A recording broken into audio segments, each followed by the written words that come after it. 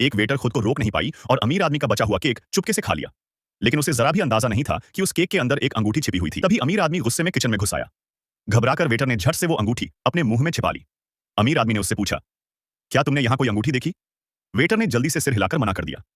अमीर आदमी को लगा कि शायद अंगूठी अब भी केक में ही होगी। उसने सारा केक मसल डाला लेकिन अंगूठी नहीं मिली। उसे वेटर पर शक तो हुआ, मगर कोई सबूत न होने के कारण गुस्से में वहां से चला गया। फिर उसे ख्याल आया कि अमीर आदमी अभी कुछ देर पहले कितनी घबराहट में था। जरूर ये अंगूठी उसके लिए बहुत अहम होगी। ये सोचकर वेटर तुरंत उसके पीछे दौड़ पड़ी। बाहर जाकर देखा कि अमीर आदमी और उसकी गर्लफ्रेंड उसी अंगूठी को लेकर आपस में झगड़ रहे थे। वेटर झट से उनके पास पहुंची और अंगूठी लौटाई। उसे क्या पता था, उसका यही छोटा सा काम उसकी पूरी जिंदगी बदल डालेगा। अमीर आदमी ने अंगूठी ली और जबरदस्ती वेटर को पकड़कर अपनी गर्लफ्रेंड को समझाने चल पड़ा। जल्दी ही वे एक रेस्टोरेंट में उस लड़की के पास पहुंच गए।